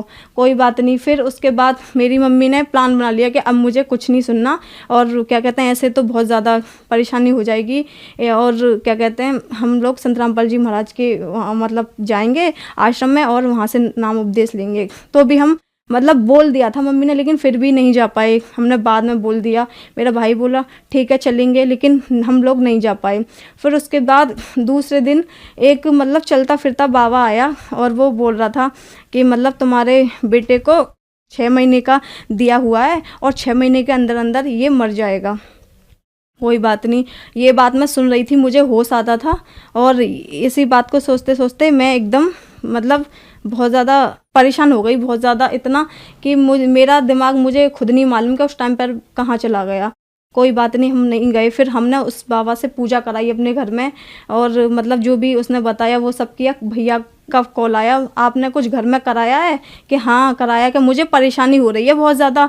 तो मेरी मम्मी बोली कि अच्छा ठीक है भाई। तो मेरी मम्मी ने उनको बोला कोई भी नहीं, और ज़्यादा हम इतने गिर गए थे कि हमें सिर्फ, मैं तो उस टाइम पे ये सोचती थी कि हम तो या तो हम मर जाएं या फिर मतलब भगवान हमारा ये सब मतलब जो कष्ट है वो मतलब दूर कर दे। जो राम रहीम थे उनके सत्संग में जाते थे, मैंने लेटर लिखा था, मैंने कहा मेरे लेटर को कोई वहाँ तक पहुँचा दे, लेकिन कोई भी पहुँचाने वाला नहीं था।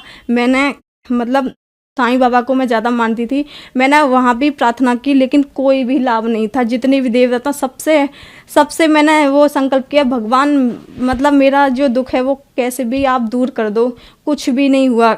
फिर उसके बाद एक और तांत्रिक हैं, हम दूसरे दिन वहाँ पे किसने बताया तो उनके पास भी गए, उन्होंने बोला कि इसको टोने दिए गए हैं और 2 घुल चुके हैं और अभी 4 बाकी हैं। तो मुझे और टेंशन हो गई, मुझे हर जगह दिखाया, कुछ भी लाभ नहीं है। उस दिन फिर मेरी मम्मी बोली कि अब हमें कहीं नहीं जाना, हमें संत रामपाल जी महाराज के आश्रम में जाना है और मुझे कुछ भी दिखाई नहीं दे रहा, मुझे पता है अब कोई भी नहीं है, अब वही लास्ट चांस है और वहीं पे हम जाएंगे। तो हम उसी रात को हम, मेरा भाई, मेरी मम्मी, हम निकल गए। हम लोग दिल्ली पहुँचे, मेरी दीदी सुल्तानपुरी में रहती है तो उनके घर पे गए। फिर दूसरे दिन उनके सास ससुर हमारे साथ आश्रम में गए। वहाँ से संत रामपाल जी महाराज का हमने नाम उपदेश लिया। खुशबू जी, संत रामपाल जी महाराज से नाम दीक्षा लेने के बाद क्या आपको लाभ भी प्राप्त हुए?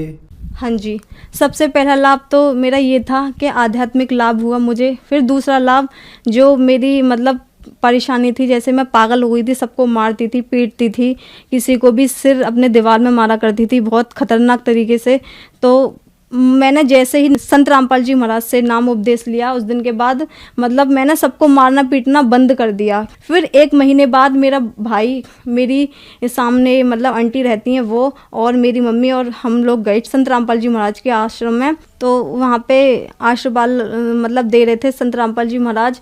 तो जैसे ही संत रामपाल जी महाराज ने मेरे सिर पे हाथ रखा तो मतलब मुझे उस टाइम पे ऐसा लगा था जैसे मेरे शरीर में से कुछ निकल के गया है, मतलब एकदम हल्का सा, और बहुत ही ज़्यादा मतलब मैं ऐसा फील कर रही थी कि अब तो मैं बिल्कुल ठीक हो गई।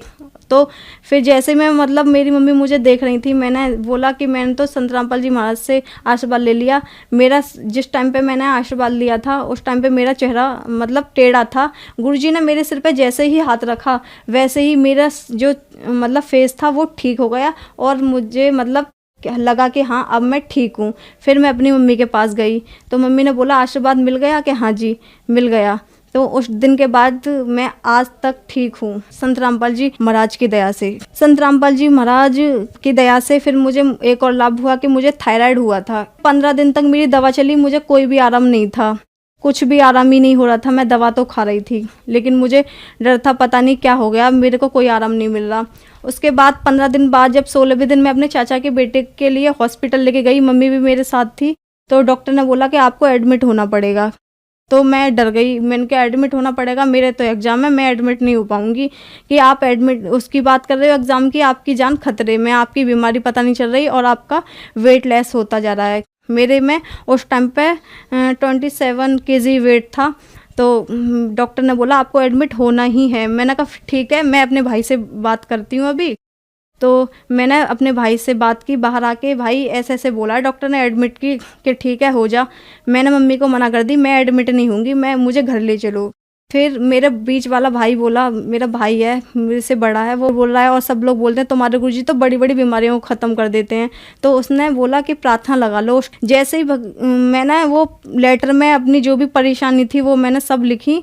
तो जब मैं लिख रही थी तो गुरुजी से, संत रामपाल जी महाराज से मेरी ये अरदास थी, बंदी छोड़ मुझे एडमिट ना होना पड़े, आप तो बड़ी बड़ी बीमारियों को ख़त्म कर देते हो और मुझे बहुत डर लग रहा है। मैं कभी नहीं हुई, इतनी पहले भी इतने केस हुए हैं, मैं कभी डॉक्टरों के पास एडमिट नहीं रही, लेकिन अभी भी मेरे को एडमिट नहीं होना। तो मैं लिखते लिखते बस इतनी सही हो गई थी उस टाइम पे मैं कि ये हो रही थी कि मैं बैठ सकती हूँ। अब जहाँ मुझे खड़ा नहीं हुआ जा रहा था वहाँ मतलब मैं सब कुछ कर रही थी, खाना पीना भी खा लिया मैंने, वो लेटर लिखते कहते हैं। फिर और यहाँ पर गुरुजी ने मुझे दर्शन दे दिए थे कि मतलब आशीर्वाद दिया, गुरुजी सत्संग कर रहे हैं और मुझे आशीर्वाद दिया और मैं उसी टाइम पे ठीक हो गई। और अभी तक मैंने कोई थायराइड की कोई भी दवा नहीं खाई, एक टैबलेट नहीं खाई। अब मुझे कुछ भी प्रॉब्लम नहीं है थायराइड की। अब मैंने टेस्ट भी कराया, मुझे कोई बीमारी नहीं है। डॉक्टर मानने को भी तैयार नहीं हो रहा था कि मतलब तुम ठीक कैसे हुई, ऐसा क्या खाया है। मैंने कहा कुछ नहीं खाया, और मैं आपको क्या बताऊं, हमारे गुरुजी हैं ऐसे ऐसे, और उनका बस मैंने मतलब अरदास की और आज मैं ठीक हूँ गुरुजी की दया से। मेरे पापा मतलब संत रामपाल जी महाराज का मतलब नाम उपदेश लेने से पहले सभी प्रकार का नशा करते थे, जितने भी तंबाकू, सिगरेट, दारू, लड़ाई झगड़ा घर में, मांस मंदरा सब खाते थे।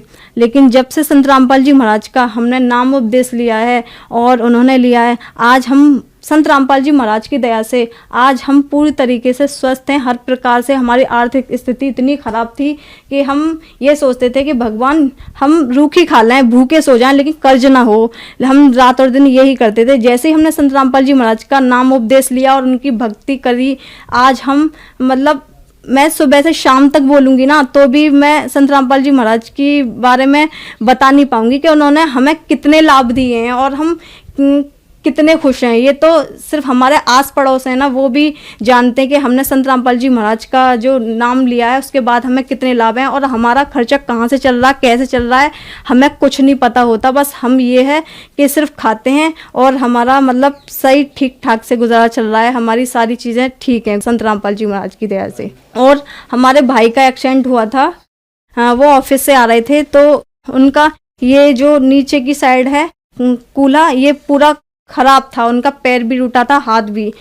तो जब मतलब भाई का कूल्हा टूटा था तो काफ़ी टाइम तक बेड रेस्ट पे थे, तो चल नहीं पा रहे थे। डॉक्टरों ने जवाब दे दिया था कि ये मतलब इसका ऑपरेशन होगा और कूल्हा चेंज होगा और इसकी कोई भी गारंटी नहीं है कि ये चल पाएंगे। तो मेरा भाई वहाँ से आया, बोला कि मम्मी मुझे ऐसे से बोला है। तो मम्मी ने बोली गुरुजी हैं हमारे करने वाले और संत रामपाल जी महाराज, और वो तो अंधों को आंख देते हैं, मतलब सब चीज़ वो करने वाले हैं। तू दंडवत प्रणाम कर और गुरुजी से अरदास कर। छोटे भाई ने अरदास करी कि गुरुजी हम ऐसे ऐसे बोला है। तो गुरुजी ने बोली बेटा परमात्मा दया करेंगे। उस दिन का ये दिन है, आज तक उनके 8 फ्रैक्चर थे, वो कहाँ पे कैसे ठीक हो गए बिन दवा के। उन्होंने कोई कैसी भी मेडिसिन नहीं ली, कोई भी ट्रीटमेंट नहीं कराया, कोई ऑपरेशन, बिन ऑपरेशन के बिन दवा के आज वो ठीक हैं, स्वस्थ हैं, जॉब कर रहे हैं और कोई भी उन्हें प्रॉब्लम नहीं है, ना चलने में ना वैसे। संत रामपाल जी महाराज की दया से कोई बता नहीं सकता कि उनका एक्सीडेंट भी हुआ था। खुशबू जी क्या काम करती हैं आप? हाँ, मैं 12th की स्टूडेंट हूँ और मैंने ITI कर रखी है गुरुजी की दया, संत रामपाल जी महाराज की दया से। खुशबू जी आप 12th की स्टूडेंट हैं और आपने संत रामपाल जी महाराज से नाम दीक्षा ले रखी है। कुछ लोगों का मानना है कि संत रामपाल जी महाराज से उनकी अनुयायी अंधश्रद्धा के तहत जुड़ते हैं, क्या यह बात सही है? जो लोग ये बोलते हैं कि अंधश्रद्धा से जुड़ते हैं, उनके लिए मैं ये कहना चाहूँगी, आज की डेट में ना सभी एजुकेटेड हैं, तो संत रामपाल जी महाराज जो ज्ञान बताते हैं वो सभी वेदों के अकॉर्डिंग है।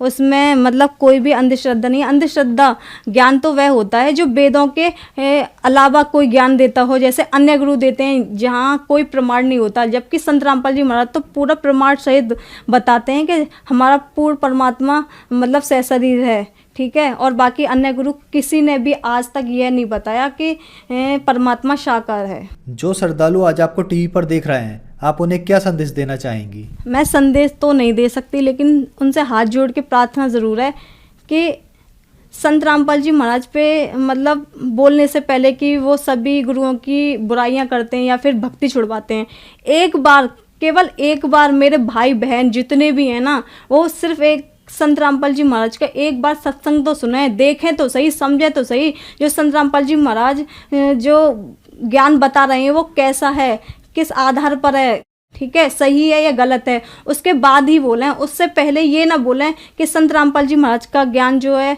बेकार है या फिर ऐसा है या प्रमाणित नहीं है। जितने भी मतलब गुरु है ना, उन्होंने आज तक हमारे वेदों का रहस्य नहीं बताया, वो सिर्फ संत रामपाल जी महाराज ने बताया है। इसलिए मेरे सभी भाई बहनों से हाथ जोड़ के विनती है कि एक बार, केवल एक बार संत रामपाल जी महाराज का सत्संग देखें और समझें। खुशबू जी अब आखिरी सवाल आपसे, संत रामपाल जी महाराज से नाम दीक्षा कैसे ली जा सकती है? संत रामपाल जी महाराज से नाम उपदेश लेने के लिए शाम को टीवी पर सत्संग आता है, उसमें पीली पट्टी नीचे दी जाती है, उसमें नंबर दिए जाते हैं और जहाँ भी आप रहते हो उसी के अकॉर्डिंग आपको मतलब बता दिया जाएगा। हर जिले में मतलब संत रामपाल जी महाराज का मतलब सेंटर खुला है, नामदन खुले हुए हैं, वहाँ से आप मतलब नंबर लेकर और बात करके फ़ोन पे पूछ सकते हो कहाँ पे कैसे लेना है, तो आपको वहाँ मिल जाएगा नाम उपदेश। धन्यवाद जी। सच्चाई। तो पुण्यात्माओं, आपका कर्तव्य बनता है, कहते हैं आप तेरे जगतार ही, आपका तो कल्याण निश्चित है यदि मर्यादा में रहोगे और भक्ति करते रहोगे, आपका और आपके परिवार का तो कल्याण निश्चित है। लेकिन आपका ये भी कर्तव्य बनता है, फर्ज बना है, भूले न राह बतावे, जिसको ज्ञान नहीं है, भटक रहे हैं, उनको कोशिश करें समझाने की, लेकिन प्यार से। किसी को आप समझाने की चेष्टा करोगे, उसको एक बार तो कड़वा लगेगा। आपको भी ऐसा ही महसूस हुआ होगा प्रारंभ में, हमें भी ऐसा ही लगा था। जैसे गोरखनाथ जी को परमात्मा ने कहा था, गोरखनाथ मैं सबका गुरुआ, मैं सबका गुरु हूं पूरे विश्व का। तो गोरखनाथ जी कह रहे थे, आपका तुमरा वचन मोह लाग गए कड़ुआ।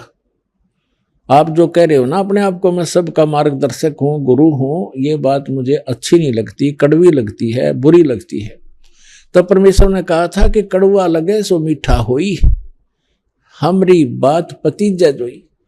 हमारी बात पर विश्वास करोगे तो आज जो आपको कड़वा लग रहा है एक दिन मीठा होगा। तो पुण्यात्माओं, आपका कर्तव्य बनता है इस परमेश्वर के सच्चे ज्ञान को अपने भाई बहनों पूरे विश्व के सभी हम एक वहाँ तक पहुँचाओ, जन जन तक पहुँचाओ। हम सभी एक परमात्मा के बच्चे हैं। हम अपनी अनजानपने में भिन्न भिन्न हो गए, गलत गुरुओं ने हमें बांट दिया, तो हम फिर एक हो सकते हैं। इस परमात्मा के ज्ञान को जन जन तक पहुंचाओ। यहाँ आश्रम से जो प्रचार की सामग्री ले जाओ और कोशिश